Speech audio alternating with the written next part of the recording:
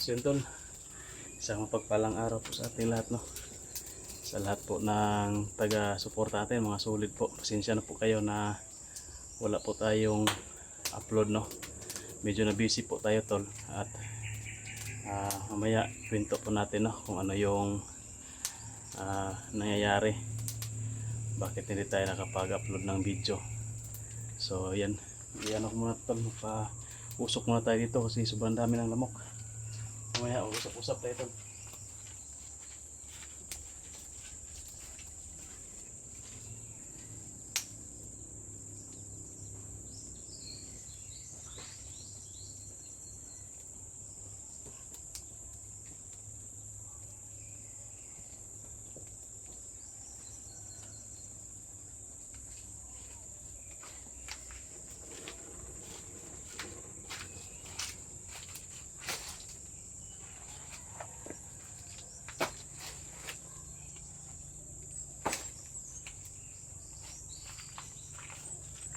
Siya para umusok.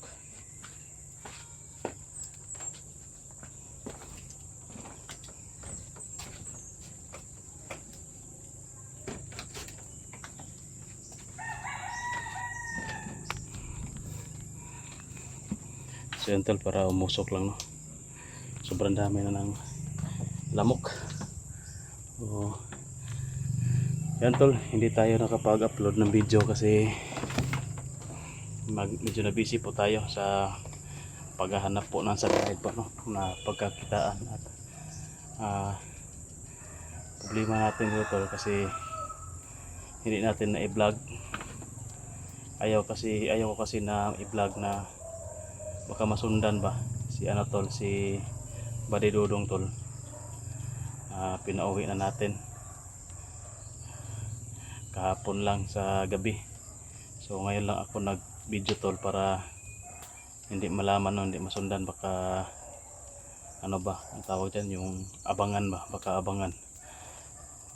Hindi na tayo nag on cam tol, hindi natin binidyohan si Buddy Dudong. Ang sabi lang niya na nagpapasalamat siya unang una sa Panginoon na naligtas natin at safe siya na nakababa, at pangalawa sa akin dahil hindi natin siya pinabayaan, no, sabi niya. At binalikan natin talaga para may ligtas. So at nagpapasalamat din siya sa inyo tol, dahil yung mga nag-a-advise sa kanya nung siya ay ako'y nabihag pa, siya yung naghawak sa cellphone ko sa camera. Marami kayo siyang nababasa na nag-advise na yun nga, magbagong buhay, at yun, natauhan siya, kaya nakapag-desisyon siya ng magbagong buhay tol. So nagpapasalamat din siya sa inyo. At yun, tinulungan natin, nang hiram lang ako ng pera tol para maibigay sa kanya. So hindi ko na lang sasabihin kung magkano yung naibigay natin, konti lang. At para makauwi siya sa kanya, at may ano na rin yun, pasobra na rin yun para pabili niya pagkain doon sa kanila, kung sakasakali, no, na medyo gipit sila doon. So sabi niya tol na babalik din daw siya pagdating ng panahon, no, pero hindi siya nag ano ng araw o anong buwan o taon ba, basta hindi lang daw siya mangako, pero babalik daw siya dito sa akin. Pero sabi ko, wag kang babalik doon sa bundok, okay lang na babalik ka sa akin, wag lang doon sa bundok. So sabi ko sa kanya, binigyan ko ng number tol, at kontakin niya ako para pag ma-monitor natin, at saka kung magka luwag-luwag tayo dito tol, maparelhan natin ng pera or papuntahin natin dito para kung sakasakali, no, na magkaluwag-luwag tayo, makabili tayo ng panggamit niya pang vlog. Kasi tol, walang panggamit pang vlog, kaya siguro miss na yung pamilya niya, kaya pinayagan ko na lang na umuwi. Sinabihan ko kasi na kahit na mahirap kayo doon sa inyo, Basta uwiin mo yung pamilya mo para ang tawag dyan, malaman nila ba na ligtas ka, safe ka, na hindi sila mag-alala sa iyo. So yun na, para nga tauhan, kaya nakapag-desisyon tol na uwi muna, tsaka babalik din. Hindi kasi pwede tol na pagala-gala siya dito. Kawawa naman, nandoon lang sa kubo palagi kasi binabawalan ko talaga na maglabas-labas. Pati si Boy, binawalan ko na lumabas. Doon muna silang dalawa, pahinga talaga, at sa loob lang talaga ng kubo, wag talagang aalis para hindi masundan ng nagmamonitor sa amin. So yun, si Boy na lang yung naiwan doon tol. Hindi ko muna pinapunta dito kasi delikado din, at saka hindi rin ako nakapunta dito kahapon, kaya doon muna siya sa kubo pansamantala. Kasi hindi rin tayo magkumpiyansa tol na peaceful na ngayon or wala sila, kasi baka nagmamanman lang, nagmamasid lang, baka mamataan nila dito si Boy, delikado. So yun lang tol yung balita natin, no? Pasensya na kayo na hindi po tayo nakapag-video kay Buddy Dudong na umuwi. Kasi nga, yun, sinasabi ko na kanina, iwas tayo sa kapahamakan. Di bali nang walang video, basta ligtas lang tol. At yun, sa mga yung mga nag-promise na magpapadala kay Buddy Dudong na hindi natupad, baka tuparin nyo. Wala na si Buddy Dudong dito, so hindi na natin may tupad, maibigay yon sa kanya. Pwera na lang kung kukontak sa atin tol, no? Kung kukontak si Buddy Dudong sa atin, yun, pwede. Pero sinabihan ko naman na pagdating niya doon sa kanila, contact niya ako agad, yung number. Binigyan ko kasi ng number ko. So far ngayon, hapon na, wala pa nang hindi pa nakakontak sa atin. Pero sa tingin ko parang kakarating lang siguro ngayon yung hapon, kasi medyo malayo din sa kanila yung biyahe. So sana safety siya na dumating sa kanila at wala, hindi mapahamak, no? So yun nga, saka iingat natin, hindi na tayo nagbibideo para hindi masundan. Medyo malayo din yun sa kanila tol, medyo mahirapan tayo kung hindi ko kontak sa atin. Hindi talaga natin matonton yun. Hindi tayo nakarating pa sa kanilang lugar. Pero kung kukontak yun tol, ayos, mamonitor natin. So sa ngayon tol, dito muna tayo magmamonitor, no, sa paligid dito. So para wala naman tayong naramdaman na may bumangga sa bakod natin. Yung mga lamok lang yung nakapasok tol, kaya tayo ng dyan, pausok tayo. Yung dala motor, bura-bura, parang huminto. Hindi, dumiretso lang tol, kala ko huminto. Yan, buti at umusok para natin wala yung lamok dito. Grabe, pagdating ko dito kanina sobrang dami ng lamok.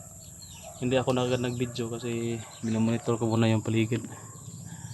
Yun, medyo wala naman tayong nakita, naramdaman, kaya na tayo, nagpausok. So yun tol, yung problema natin, no, si Brad Pitt na lang yung problema natin. So siguro balik exploration na tayo tol, kasi parang ayaw na nilang pumunta dito. Ilang araw na rin, no, na walang pumupunta dito, wala nang nagmamasid, o baka tumitsimpo lang, hindi natin alam. So meron naman tong bako dito, hindi naman sila makapasok dito, ako na lang yung mag-explore tol. Siguro bukas or sa susunod na araw, back to bundok na naman tayo tol. Iwan ko lang kung sino yung sasama sa akin, basta ako back to exploration na tayo kasi ilang araw na rin tayong walang upload tol. Tapos kailangan pa natin makabayad ng utang, hindi tayo makakasahod kung piyapan ni Dani, marami pa tayong bayarin, no? Kaya kailangan natin mag-upload ng video para kahit papano may revenue tayo na papasok at makakasahod tayo sa YouTube. Kahit $100 lang, ayos na yan, kasi yun lang naman ang minimum para makasahod. So yan, balik explore tayo sa mga nagchat-chat sa atin, no? Bakit wala tayong exploration, wala das lang mapapanood na video tol sa atin galing. So yun, ito na, back exploration na naman tayo at marami na naman kayong mapapanood na video namin, or iwan ko kung sino yung sasama. Basta yun tol, palagi lang po natin suportahan, no? Please support po sa mga video natin na i-upload. Maraming salamat sa lahat ng sumusuporta mula noon hanggang ngayon na nandyan. Yun, thank you po talaga sa inyo. So yan, bago ko tatapusin tol yung video natin, may konting shoutout na po tayo, no?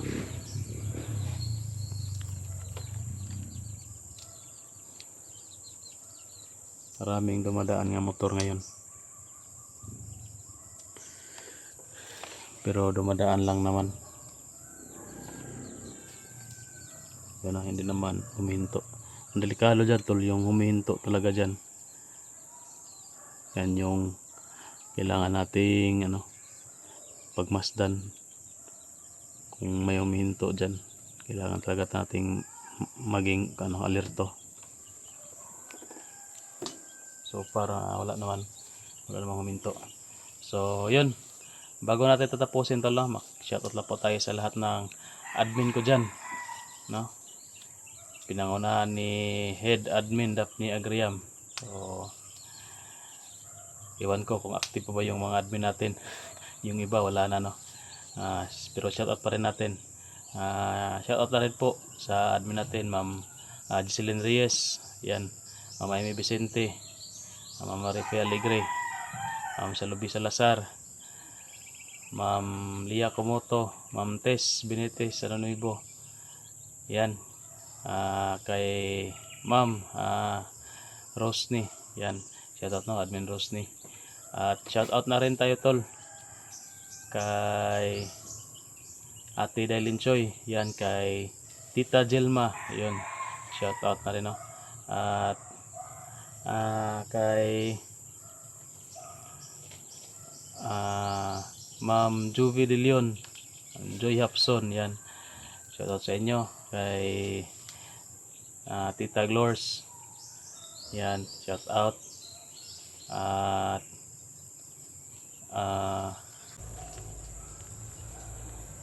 kay Bro Windy, yun, shoutout. Kay Ma'am Ampi Galicia, shoutout. Kay Ma'am Nineta Nagilnate, yun, shoutout rin po, no? Thank you po sa inyo lahat at sa panonood sa video natin. Maraming salamat po talaga sa walang sawang suporta po sa atin, no? So ngayon tol, dito nga tayo magmasid-masid sa paligid at siguro mamayang gabi pa ako aalis dito pag madilim na. So yan, ingat kayong lahat tol. God bless. Happy Sunday po sa lahat.